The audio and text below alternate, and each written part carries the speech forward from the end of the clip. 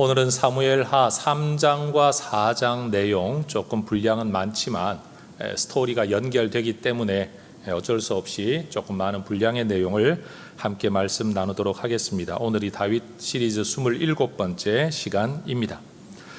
다윗은 사울이 죽은 이후에 하나님의 말씀을 따라 헤브론으로 이동한 이후부터 그의 삶이 완전히 바뀝니다. 우리가 흔히 말하는 승승장구하는 삶을 시작하게 됩니다.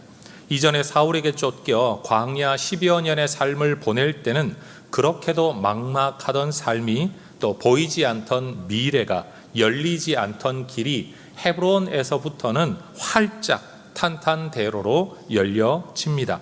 이 다윗의 이야기를 읽어가다가 보면 우리는 만사에 하나님이 계획하신 때가 있다라는 것을 배우게 됩니다. 내가 살아가는 내 삶이지만 내 뜻대로 되지를 않습니다. 내가 소원하고 꿈꾸며 노력할 수도 있지만 거기까지는 내가 하지만 결과는 내 뜻대로 되지 않는다는 것을 우리는 다 압니다. 하나님의 때가 이를 때까지, 주께서 열어주실 때까지 믿음의 바른 태도를 지키며 인내하면서 살아가는 것, 최선을 다해 살아가는 것이 우리가 할 수 있는 최고의 신앙생활이라고 저는 확신합니다. 여러분, 뜻대로 되지 않는 것 가지고 마음 상하기보다는 그것은 하나님께 맡기고 내가 할 수 있는 최선의 믿음의 태도를 가지고 주어진 하루하루를 살아가는 하나님의 사람들 되시기를 바라고, 하나님이 헤브론의 때를 우리 성도님들에게 하루속히 열어주시기를 또한 주의 이름으로 축원합니다. 사무엘서 기록자는 하나님께서 3장 1절에 기록한 그대로 다윗을 점점 강하게 하셨다라는 이 설명을 하기 위해서 2장에서는 사울의 부대와 다윗 부대가 전투에서 다윗의 부대가 이겼다라는 이야기를 들려주었습니다. 하나님이 강하게 하시는 하나의 증거로서 말입니다. 이어지는 오늘 본문에서도 사울 집안이 내부 갈등으로 몰락해가는 이야기와 다윗의 리더십은 점점 견고하게 세워져가는 이야기를 들려줍니다. 그런 면에서는 3장 1절의 말씀, 하나님이 사울의 집은 약하게 하시고 다윗의 집은 점점 강하게 하신다라는 이 주제를 지금 이어가고 있다라는 것을 우리는 알아야 될 것 같습니다. 다윗과 이스보셋이 대립하는 약 2년여의 세월 동안에 사울의 아들 이스보셋의 막후 실세는 사울 왕의 사촌이었고, 그런 면에서 이스보셋 입장으로서는 오촌 당숙이었던 아브넬이라는 사람이 실세 권자였습니다. 이스보셋이 왕이 될 수 있었던 것이나 그의 권력이 유지되는 것은 전적으로 이 아브넬의 힘 때문이었습니다. 그러던 어느 날 아브넬이 죽은 사울 왕의 후첩과 잠자리를 같이 했다는 이유로 이스보셋이 아저씨뻘 되는 이 아브넬을 맹렬하게 비난하는 일이 일어났습니다. 그 당시 문화로는 왕의 여인을 물려받거나 범한다라는 것은 왕권을 물려받는다라는 의미가 있었기 때문입니다. 아브넬이 왕권을 탐내어서 그런 일을 했다라고 한다면 이건 분명히 반역이 되는 것이고, 그런 의도 없이 그저 여성에 대한 어떤 탐욕 때문에 이런 일을 했다고 하더라도 그것은 왕권에 대한 모독 행위가 되었기 때문에 아무리 실권 없는 이스보셋이라고 할지라도 이런 일을 두고 볼 수는 없었던 겁니다. 그런데 이스보셋의 비난, 왕이 비난하고 있는데도 아브넬은 오히려 큰 소리치며 역정을 냅니다. 당신이 왕위에 앉은 것이 누구 덕분인데, 내가 지금 당신 집안을 위해 한 일이 얼마인데 나한테 지금 그까짓 일로 비난하느냐라는 이야기를 하는 거죠. 아브넬의 말을 두고 보면 실제로 그런 일이 없었는데 이런 말을 듣는 것이 억울하다라는 뜻인지, 아니면 실제로 그런 일이 있었는데 그 정도 일을 가지고 나를 다그치느냐라는 의미인지 우리는 정확히 알 수 없습니다. 성경은 이 사건이 실제로 있었냐 없었냐의 여부보다는 이러한 일종의 해프닝을 통해서 이 일이 가지고 온 여파가 결국은 사울 집안을 몰락하게 만들었다는 이야기를 하기 위해 지금 이 사건을 언급하고 있는 겁니다. 만약 아브넬이 자기가 직접 왕이 되기를 꿈꾸었다면 이스보셋쯤은 얼마든지 처리할 수 있었습니다. 그런데도 아브넬은 자기의 조카뻘 되는 이스보셋을 왕위에 앉혔죠. 그렇게 애쓰고 있는데도 불구하고 이런 비난 또는 공격을 당했을 때 아브넬은 이 일을 계기로 이스보셋에게서, 사울의 집안에게서 마음이 떠나 버렸습니다. 9절과 10절에 기록되어 있는 말씀을 보면 이스보셋을 왕위에 옹립했던 아브넬도 사울의 뒤를 이어 이스라엘의 왕이 될 사람은 이스보셋이 아니라 다윗이라는 것을 알고 있었던 것 같습니다. 9절을 보면 여호와께서 다윗에게 맹세하신 대로 내가 이루게 하겠다. 그 맹세하신 게 뭐다라는 걸 본인이 알고 있다라는 거죠. 그 10절을 이 나라를 사울의 집에서 다윗에게 옮겨서 라고 이야기하는 걸로 보아 다윗이 하나님의 말씀과 뜻을 따라 왕이 되어야 할 사람이라는 걸 알고 있었음에도 불구하고 사울 집안에 대한 일종의 책임의식 또는 연대의식 또는 권력을 자기가 쥐고 싶은 어떤 욕망 때문에 하나님의 뜻을 거슬러, 알면서도 거슬러 이스보셋을 왕위에 세워왔던 거죠. 아브넬을 비난하기는 했지만 정작 이 나라를 다윗에게 다 넘겨버리겠다라고 협박하는 아브넬을 이길 힘이 없었던 이스보셋은 말 한마디 대꾸하지 못합니다. 참 불쌍하죠. 아나 무인의 신하 앞에서 허수아비 왕이 보여주는 모습을 우리는 본문에서 보게 되는 겁니다. 다시 말하면 사울의 집안은 점점 힘을 잃어가고 있었습니다. 이스보셋에게서 마음이 돌아선 아브넬은 곧바로 다윗에게 전령을 보내어 이스라엘 나라를 다윗 당신에게 바치겠다라는 뜻을 전합니다. 다윗은 백성들의 피를 흘리며 전쟁하지 않고서도 나라를 통일할 기회를 얻게 된 거죠. 이때 다윗은 협상의 조건으로 사울에 의하여 빼앗겼던 미갈 첫 아내를 다시 데리고 돌아오면 내가 협상에 응하겠다라고 이야기를 합니다. 여러분, 다윗 입장에서는요, 미갈, 사울의 딸을 자기 아내로 삼는다는 자체가 마치 아브넬이 리스바라는 사울 왕의 첩을 취하는 것이 왕권에 대한 계승이나 권력의 계승으로 보여졌던 것처럼 사실은 다윗도 미갈을 정말 사랑했다라기보다는 사울의 딸을 자기의 아내로 맞아들임으로써 자기가 사울의 왕권을 계승하는 적법한 사람이라는 것을 보여주려고 했던 것 같습니다. 이 본문 이야기를 묵상하다가 보면 여성이라는 존재가 한 인격으로 존중받지 못하고 정치적 이해와 목적 때문에 여러분 굉장히 하대당하는 것을 보게 됩니다. 성경은 이런 것들을 좋아하는 건 절대 아닙니다. 이건 잘못된 일입니다. 그런데 이 세상 살아가는 과정 속에서 이런 식의 일들이 있었다라는 것을 우리는 알아야 될 것 같습니다. 다윗과의 협상의 가능성을 확인한 아브넬은 신속하게 후속 문제를 처리하기 시작합니다. 아브넬은 이스보셋 그 왕의 권력을 이용하여 새롭게 결혼을 한 미갈을 그의 남편, 제가한 남편으로부터 빼앗아 옵니다. 여러분, 족보를 따지면요, 미갈은 지금 이스라엘의 왕인 이스보셋의 누이였습니다. 그렇게 따지면 다윗은요, 이전 처남이었습니다. 그런 관계에 있는 거죠. 그런데 자기 누이의 제가한 결혼을 깨뜨리고 그 누이를 빼앗아 오고 있다. 누구 때문에? 아브넬이 그 일을 시켜서 말이에요. 새 남편 발디엘은 미갈을 보내기를 원치 않았습니다. 그런데 권력자의 칼과 힘을 이길 수는 없었습니다. 이스보셋이 사람을 보내어 미갈을 빼앗아 왔다라는 성경의 기록과 아브넬이 뒤따라오는 발디엘에게 돌아가라 라고 협박하고 위협하는 모습에서 이 일이 왕과 실권자 두 사람의 힘에 의한 강압으로 이루어졌다라는 것을 우리는 알 수 있는 거죠. 그 다음으로 아브넬이 행한 일은 일단 미갈, 협상 조건인 미갈을 데려왔으니 그 다음으로 행한 일은 이스라엘의 지도자들을 설득하는 일이었습니다. 야, 이제 우리가 나라를 다윗 아래서 하나로 합하자라는 일을 이스라엘 지도자들에게 설득하는 겁니다. 그런데 알고 보면 대부분의 이스라엘 지도자들은 이전부터 이스보셋을 왕으로 삼기보다는 다윗을 왕으로 세우자라는 의도를 이미 가지고 있었고 여러 번 아브넬에게 이 일을 건의했었던 것 같습니다. 그런데도 아브넬이 굳이 이스라엘 지도자들 장로들의 의견을 무시하고 고집스럽게 사울 왕조의 계승을 위해 이스보셋을 왕으로 세웠었는데 지금은 그 마음이 돌아서 버린 거죠. 이제는 이스라엘 지도자들의 뜻과 아브넬의 뜻이 하나가 된 겁니다. 그 다음 아브넬이 했던 일은 또 뭐냐? 사울 집안의 절대적 지지자였던 사울의 혈통이 베냐민 지파 아닙니까? 그러니까 베냐민 지파의 지도자들을 또 불러 모아서 이 나라를 하나로 합하자는 의향을 그들에게 전하고 그들의 동의를 얻어냅니다.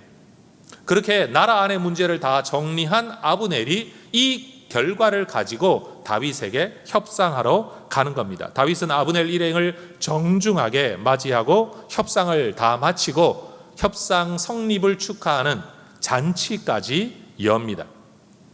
이 자리에서 아브넬은 이스라엘 모든 무리가 다윗을 충성하여 섬기겠다라고 다시 한번 약속합니다.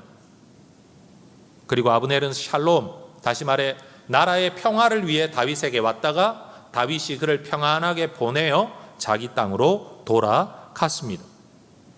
우연한 사건을 통해 아브넬과 이스보셋의 관계가 틀어져 버렸습니다. 여러분, 이것은 하나님이 다윗을 형통하게 하시고 강하게 하시려는 하나님의 섭리적 사건이었습니다. 여러분, 이스라엘 나라가 이렇게 변화되는데 다윗이 한 일은 없습니다. 그가 전쟁한 것도 아니고 스파이를 보낸 것도 아니고 심리전을 펼친 것도 아닙니다. 그런데 하나님이 다윗을 세우려고 하시니 다윗을 대적하는 세력들 안에서 자기들끼리 싸움이 일어나고 갈등이 일어나 이런 일이 일어나고 있다라는 겁니다.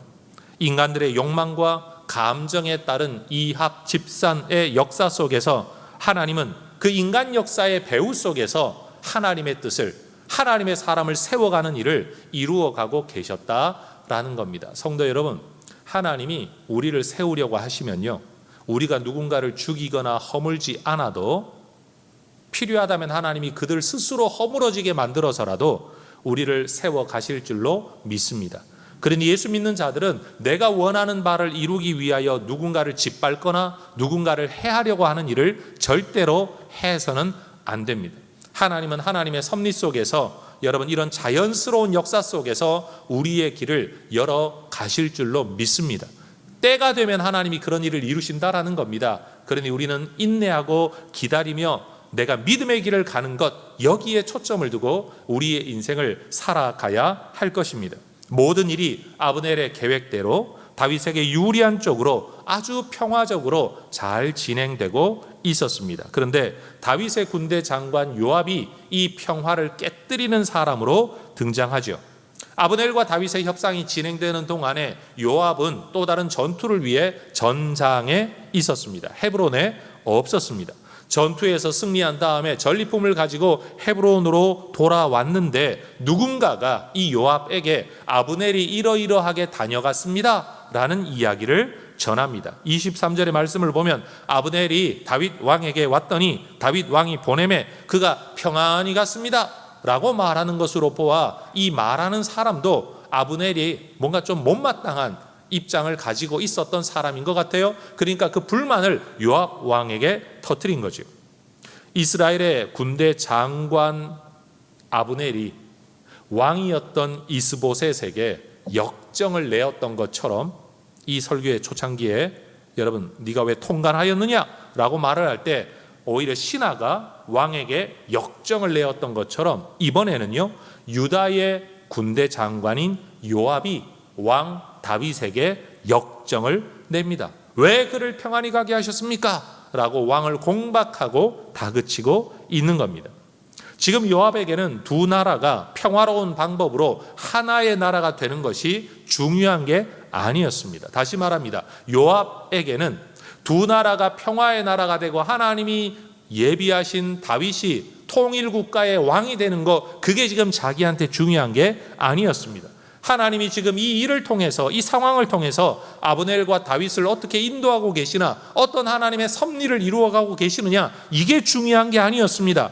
요압에게 중요한 것은 아브넬이 내 동생 아사엘을 죽인 놈이다, 그러니 저놈 죽여야 된다, 이 생각밖에 그에게는 없었던 겁니다. 그러니 자기 마음에 들지 않는 처신을 하고 있는 왕에게, 군대 장관이 왕에게 오히려 훈계하고 꾸짖고 있는 겁니다. 여러분, 이런 요압의 모습을 보면 아브넬이나 요압이나 자신들의 왕을 따르기보다는 자신들이 왕을 조종하기 원하는 사람이다 라는 점에서 둘 다 공통점이 있는 사람이었죠. 살아가는 진영이 다르고 살아가는 모습은 달랐지만 본질은 동일했다라는 겁니다. 아브넬은 하나님의 뜻을 거슬러 자기 뜻을 펼치려 했던 것처럼 요압도 왕의 뜻을 거스르고 하나님의 뜻을 모른 척하면서 내 감정만 앞세우는 사람으로 살아가고 있었다라는 겁니다. 요압이 아브넬을 적으로 규정하고 있는 한 그 아브넬을 통해 이루어 가시려는 하나님의 섭리는 요압은 관심이 없었습니다. 그러니 아브넬이 하는 모든 일이 요압에게는 못 믿어온 일이고 다 불만이 될 수밖에 없는 거죠. 이스보셋에게 마음이 상해서 자기 뜻대로 자기 마음대로 행동했던 아브넬처럼 요압도 다윗의 어떤 대답도 듣기 이전에 자기 뜻을 따라 행동하기 시작합니다. 아브넬이 이스보셋의 권력을 이용하여 미갈을 빼앗아 데려왔던 것처럼 이제는 요압이 다윗의 힘을 이용하여 아브넬을 데려옵니다. 성경 보면 26절에서 다윗은 이 일을 알지 못하였다라는 표현 속에서 다윗이 이 일을 몰랐을 뿐만 아니라 또 아브넬이 의심 없이 요압이 보낸 사람을 따라 자발적으로 돌아왔다라는 점에서는 보나마나 왕의 이름을 팔아서 아마 그를 데려왔을 거라는 걸 알 수 있는 거죠. 아브넬이, 여러분 지금 여러 이름 이야기하니까 여러분 헷갈리시죠? 뭐 그래도 들어보세요. 나중엔 정리가 되실 거예요. 아브넬이 다윗과의 협상을 위해서 미갈을 데려올 때 왕의 권력과 이름을 이용해서 데려왔습니다. 지금 요압은요, 이 아브넬을 죽이려고 왕도 모르는 사이에 왕의 이름을 이용해서 길 가고 있는 아브넬을 다시 데리고 돌아온 겁니다. 그러고는 무슨 이야기를 하려는 채 왕을 만나는 자리로 인도하는 척하면서 데려가다가 그를 갑자기 칼로 찔러 죽이는 겁니다. 여러분이 동양 중국 역사에 양귀비 잘 아시죠? 양귀비에게 빌붙어서 19년 동안이나 당나라 현종의 판단력을 흐리게 만들었던 간신 이인보라는 사람이 있습니다. 이 이인보라는 사람을 두고 18사략이라는 역사책에서는 그를 두고 이런 말을 했대요. 구유밀 복유검. 입에는 유 있다. 뭐가 있냐? 밀, 꿀이 있다. 근데 복, 배, 마음속에는 뭐가 있냐? 검이 있다. 이게 줄어들어서 구밀복검이라는 여러분 사자성어가 된 거예요. 요압이 지금 그런 거예요. 입으로는 무슨 말을 하려는 채, 왕의 이야기를 하려는 채, 협상을 하려는 채, 존중하려는 채 하지만 정작 그의 마음속, 뱃속에는 뭐가 있었다? 그를 죽이려는 계획이 있었을 뿐이라는 겁니다. 더욱이 헤브론은 의도치 않은 살인자라도 보호받을 수 있는 도피성이었습니다. 그런데 그 도피성에서 죄 없는 사람이 살해당합니다. 그러면 여러분, 요압이라는 사람의 마음속에는 도피성이라는 하나님의 율법적 계명적 질서가 그의 마음속에 전혀 중요한 것이 아니었다라는 겁니다. 이것은 하나님의 질서와 하나님의 원칙이 실현되어져야 될 헤브론 도피성이다, 하나님이 지정하신 곳이다 라는 의식이 그에게 있었던 게 아니라 그는 율법 위에 서서 자기 마음대로 자기 감정대로 하나님의 말씀뿐만이 아니라 왕의 뜻도 어겨가면서까지 그는 누군가를 죽여버리는 겁니다. 요압은 하나님의 마음이나 하나님의 뜻, 하나님에 대한 경외심, 그 땅이 가지고 있는 성경적 신앙적 의미를 전혀 개의치 않는 인물이었습니다. 그럼 제가 이런 질문이 가능하죠. 여러분, 요압은 신앙의 사람이었을까요? 아닐까요? 그는 종교적 인물이었지만 신앙인은 아니었다. 우리는 그렇게 볼 수가 있는 거죠. 비록 그가 다윗을 위해 일하고는 있지만 그가 자발적인 신앙을 가지고 하나님을 섬기기 위해 이 일을 하고 있는 것은 전혀 아니었다라는 겁니다.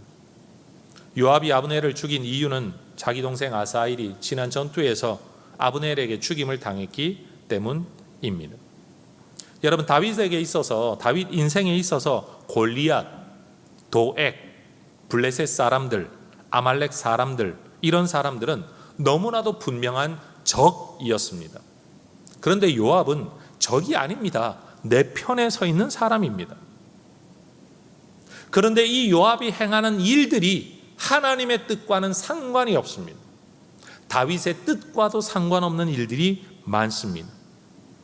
그는 다윗의 앞날에 걸림이 되는 건 누구든지 죽여야 된다라는 명분을 내세우고는 있지만 하나님의 일에는 전혀 관심이 없는 사람이었습니다. 아브넬이나 요압이나 모두가 하나님을 인정하는 사람들이지만 하나님의 마음에는 전혀 관심이 없는 사람들입니다.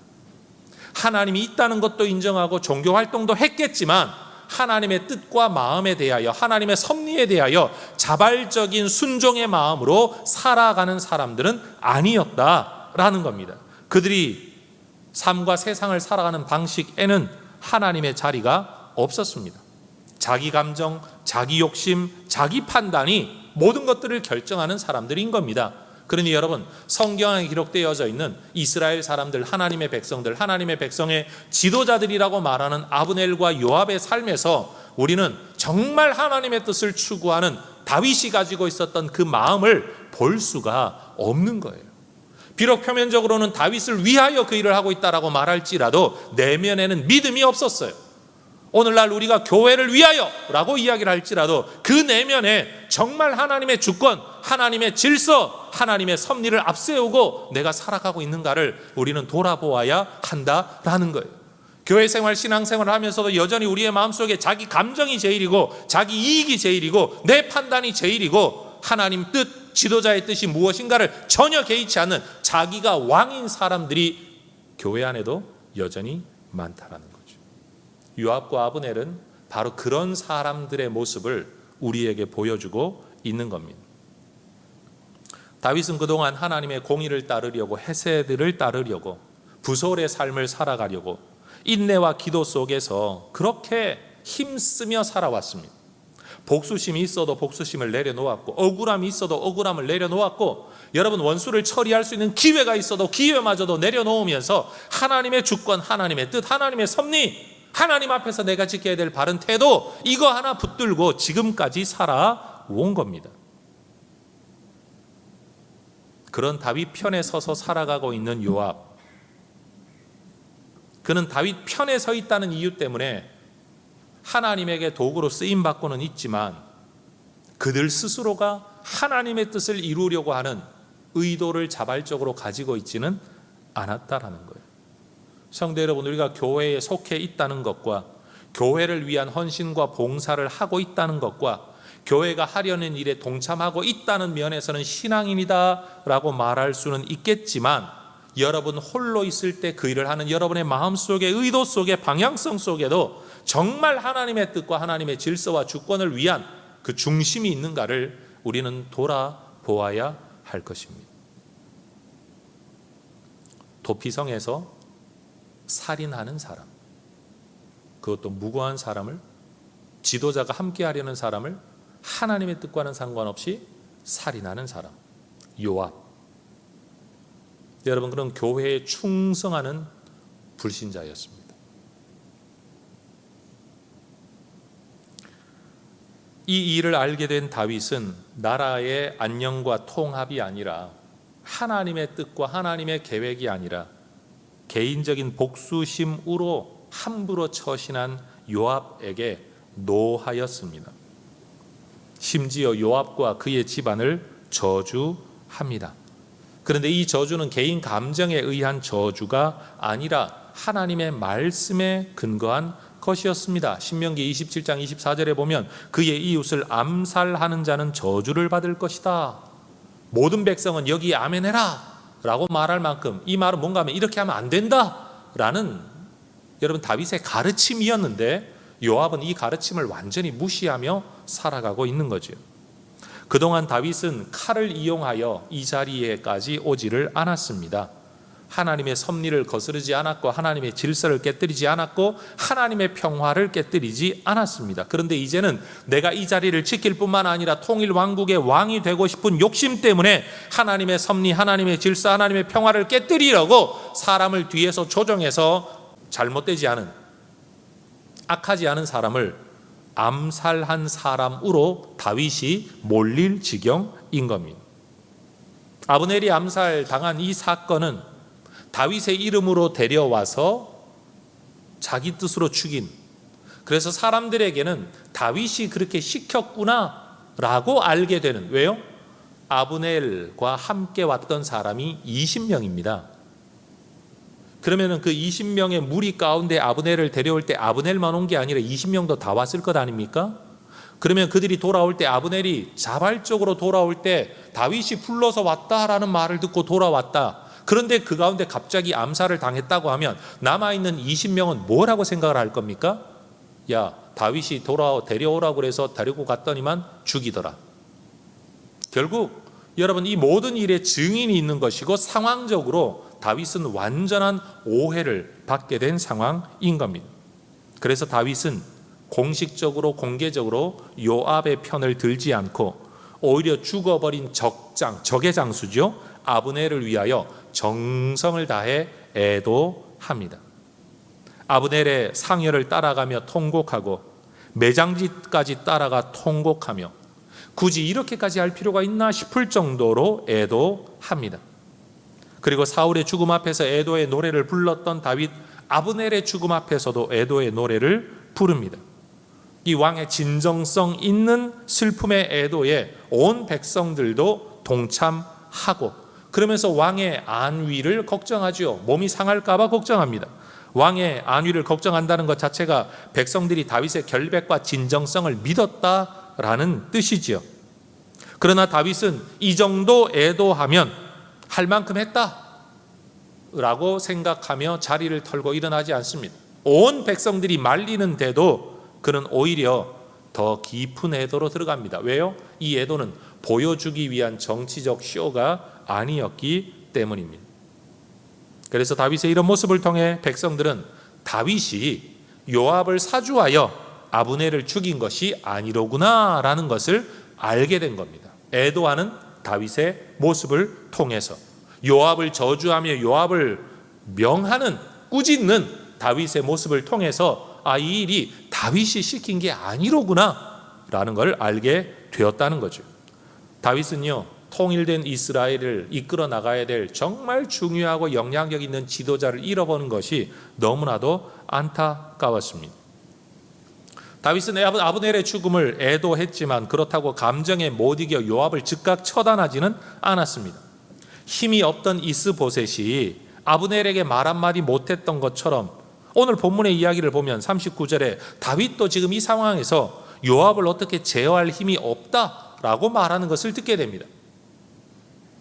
이게 정말일까 싶을 정도로, 여러분, 지금 이 상황에서 다윗이 절대적 군주인데 요압을 제어할 힘이 없다.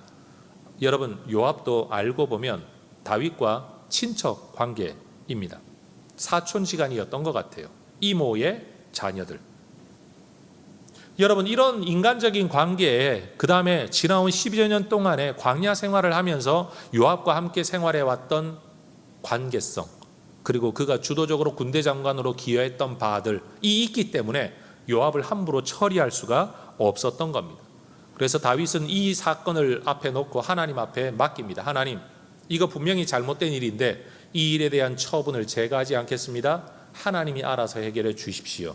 그리고 실제로 그는 마지막 유언할 때, 죽을 때요, 아들에게 이 일이 절대 무죄한 일이라고 여기면 안 된다라고 유언까지 남깁니다. 여러분, 신앙 안에서의 이러한 방향성이 분명한, 태도가 분명한 다윗의 모습을 통해 모든 백성들이 왕을 더 사랑하게 되었습니다. 오늘 설교 본문 한 구절 읽은 게 바로 이 내용이죠. 36절 같이 한번 읽어볼까요? 시작. 온 백성이 보고 기뻐하며 왕이 무슨 일을 하든지 무리가 다 기뻐하였다. 사울 집안의 이스보셋과 아브넬 사이에 일어났던 갈등, 그 이후에 협상 이후에 요압의 암살 이후에 애도와 장래에 이르기까지 이런 일들을 일어나는, 다시 말해 다윗이 의도한 일은 하나도 없었습니다. 아브넬과 이스보셋의 갈등도 다윗이 의도하지 않았고 아브넬의 암살도 다윗이 관여하지 않았습니다. 여러분, 우리의 인생은 우리 뜻대로 우리 계획대로 일어나지 않습니다. 그렇게 이루어지지 않습니다. 내가 전혀 의도하지도 않았던, 내가 정말 손 쓸 수도 없는 어떤 사람이 내 옆에서 오히려 내 인생을 아주 난감하게 만드는 상황들을 우리는 만나게 될 것입니다. 그런데 그때 우리가 뭘 해야 되냐? 그런 상황을 가지고 문제를 삼을 게 아니라 그 상황에서 내가 해야 될 최선의 처신이 뭐냐? 가장 합당한 믿음의 태도가 뭐냐? 이걸 가지고 살아가다가 보면 분명 원치 않는 상황을 살았는데, 일어났는데 오히려 그 상황을 통해 다윗의 리더십이 더 견고하게 세워졌다는 겁니다. 여러분, 목회를 하다가 보면 모든 상황이 제가 계획한 대로 돌아가질 않습니다. 오히려 원치 않는 상황이 훨씬 더 많이 일어납니다. 여러분, 그것 때문에 마음 상할 때가 많습니다. 그러나 여러분, 이 세상에 어떤 사람도 자기 계획대로 자기가 원하는 대로 살아가는 사람이 없죠. 그런데 지나온 세월을 보더라도요, 내가 원하는 상황도 있었지만 원치 않는 상황이 훨씬 더 많았을 때에 내가 어떤 중심을 가지고 살아왔느냐에 따라서 오히려 그 상황으로 인하여 리더십이 세워지고 인정받게 되는 경우도 있었다라는 것을 개인적으로도 경험하게 되는 겁니다. 그러니 우리 성도 여러분, 이 땅을 살아가는 동안에 여러분, 원하는 대로만 이루어지는 것, 형통한 것만이 하나님의 은혜가 아니라 오히려 형통하지 않은 불통의 상황이 오더라도 하나님의 말씀 붙들고 기준을 붙들고 믿음의 가치와 태도를 붙들고 여러분, 그렇게 살아가다가 보면 오늘 36절이 말하는 것처럼 온 사람들이 보고 기뻐하여, 우리가 하는 일, 무슨 일을 하든지 사람들이 보고 기뻐할 수 있는 이런 은혜도 주어질 수 있을 줄로 믿습니다.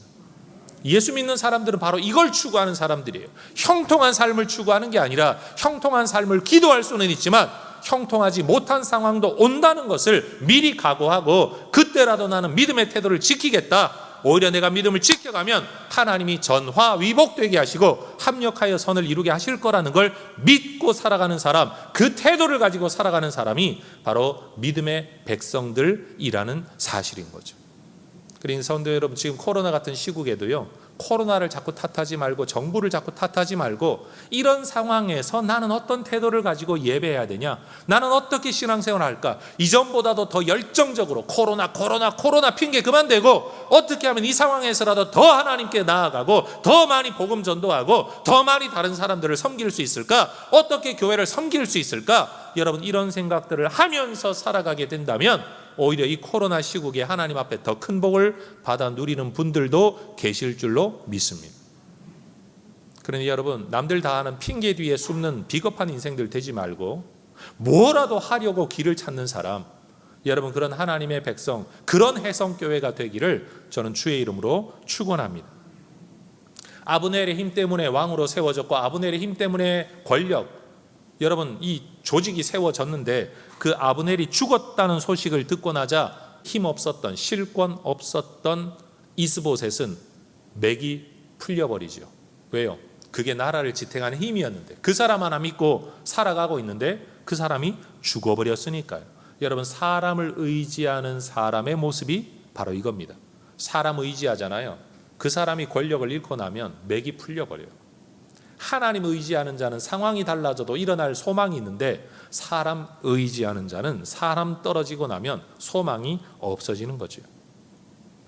이 즈음에 성경 기록자는 4장에서 잠시 요나단의 아들 무비보셋을 언급하죠. 그러나 그는 어려서부터 사고를 당해 장애를 입게 되어 전쟁을 수행할 수 없는 사람, 다시 말해 사울 집안을 계승하여 다시 전쟁과 전투를 통해 여러분, 나라를 일으켜 세울 수 없는 사람이라는 한계를 잠깐 언급합니다.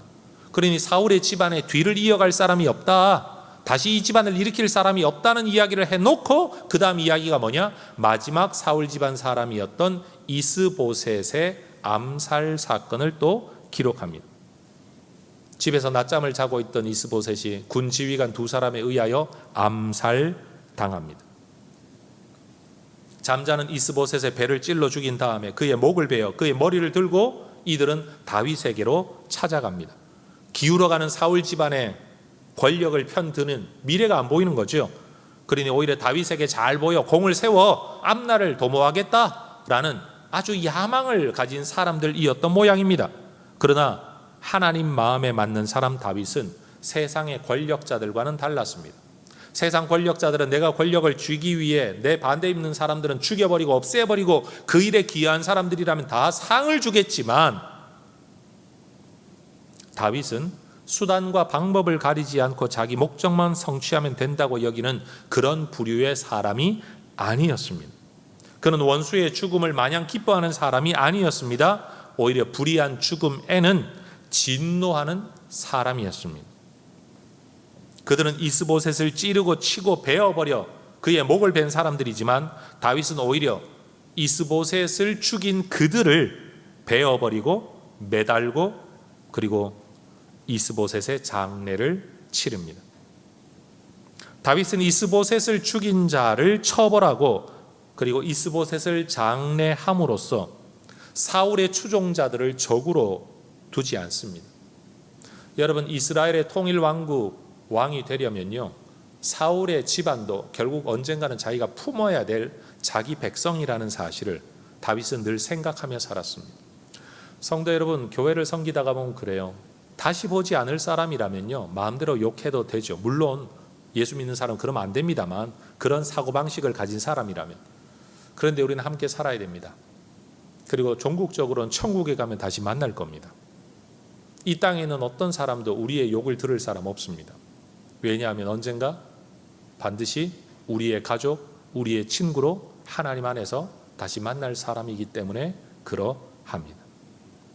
다윗은 사울을 추종했다는 이유로 그들을 적으로 돌리지 않았습니다. 오히려 사울 집안을 해한 자들을 처벌하고 있죠. 마치 자기가 사울의 계승자인 것처럼 사울의 편을 들고 있는 겁니다. 다윗은 자신의 왕위가 배신이나 비열함이나 명예욕에 휩싸인 자들의 그런 배신자들의 기초 위에 세워지기를 원치 않았습니다. 그동안 자신이 이끄는 공동체 안에서 부솔의 문화를 세워가고 원수의 죽음 앞에서도 애도하는 문화를 세워왔던 다윗은 이제 잘못된 살인, 권력을 추구하고 명예를 추구하여 하나님의 주권을 침범하는 자들을 처벌함으로써 하나님의 공의의 질서를 세워 나갑니다. 여러분, 그동안 삶에서 다윗이 어떻게 처신해 왔는가를 한번 기억해 보십시오. 자기를 죽이려는 사울, 그를 죽일 수 있는 확실한 기회를 2번이나 포기했습니다. 원수 사울의 죽음을 애도했습니다. 그의 죽음에 관여한 아말렉 사람을 처벌했습니다. 원수 사울을 장사 지내준 길르앗 야베스 사람들을 축복했습니다. 불의하게 아브넬을 죽인 자기 부하 요압을 저주했습니다. 죽임당한 적의 장수 아브넬을 위해서는 오히려 애도하고 금식했습니다. 원수의 아들인 이스보셋을 암살한 자들을 처단하고 불의하게 죽임당한 이스보셋은 장례해 줍니다. 하나님의 의의 기름 부음을 받았고 하나님에 의하여 때와 장소로 인도함을 받고 하나님의 주권의 앞날을 맡긴 믿음의 사람 다윗은 권력을 향하여 나아가는 길에서도 세상의 방법인 투쟁과 다툼, 시기와 피해 복수의 길이 아니라 하나님 안에서 공의와 선의의 길을 나아갑니다. 하나님이 점점 강하게 하실 때, 내가 노력하거나 준비한 것이 아닌 방법으로 길을 열어가실 때, 일이 풀려가고 힘은 점점 강해질 때도 다윗은 자기 권력을 세우기 위해서가 아니라 하나님 나라의 질서와 하나님 나라의 공의를 세우는 자로 살아가고 있습니다. 성도 여러분, 지난 몇 번의 설교를 한번 회고해 보십시오. 다윗은 부솔 사건 앞에서 자기 공로, 나 전쟁에서 이만큼 애썼어, 그렇게 공로를 앞세우려는 사람들 앞에서 이건 다 하나님의 은혜다 라고 고백을 하며 그 공동체 안에서 전쟁에 나아갔던 자나 나아가지 않던 자나 모두가 하나님의 은혜를 함께 공유하는 부솔의 문화를 세워왔습니다. 사울의 죽음 앞에서는 개인 감정에 따라 복수하기보다도 하나님의 주권, 하나님의 질서를 따라 비록 나를 그렇게 힘들어했던 사람이라도 하나님이 그를 부르시고 세우셨던 사람, 그의 죽음이라는 점에서 그 앞에서 애도하며 백성들로 하여금 그의 죽음 앞에 모두가 애도하도록 그 문화와 질서를 세워왔습니다. 그리고 오늘 본문 이스보셋의 죽음 앞에서도, 아브넬의 죽음 앞에서도 내게 이익이 되냐 되지 않냐 라는 개인의 유익을 따라 처신하지 아니하고 하나님의 말씀, 하나님의 공의, 하나님의 질서에 따라 처분합니다. 그렇게 살아가니 하나님이 그를 점점 강하게 하시는 게 당연하지 않겠습니까? 하나님은 그를 강하게 하시고 이스라엘 백성들은 다윗이 무엇을 하든지 다 기뻐하였다. 하나님은 확실하게 끌어주고 사람은 철저히 따라주는, 여러분 이런 상황이라면, 이런 사람이라면 뭘 이루지 못하겠습니까? 이것이야말로 하나님이 복주신 승승장구하는 열린 길을 걸어가는 하나님의 복받은 사람의 모습인 겁니다. 성도 여러분, 어떤 삶의 형편에서든지 믿음의 가치, 말씀의 가치, 여러분 따라가는 성도 여러분 되시기를 바랍니다. 감정이 있습니다. 그러나 감정대로 살면 죄성만 따라갈 뿐입니다. 이익 좋죠. 그러나 이익 따라 살아가다가 보면 반드시 패망합니다. 감정도 아니고 이익도 아니고 오직 하나님의 말씀의 중심을 따라 내 공로 앞세우며 살아가는 게 아니라 하나님의 은혜를 붙들고 살아가는 사람, 바로 이런 다윗의 모습을 통해 왜 하나님이 그를 점점 강하게 하셨는지, 왜 사람들은 그를 하는 일마다 다 기뻐하게 되었는지를 우리는 비로소 깨닫게 되는 겁니다. 여러분, 이러한 은혜가 우리 성도 여러분들에게도 있어지기를 주의 이름으로 축복합니다. 기도하겠습니다.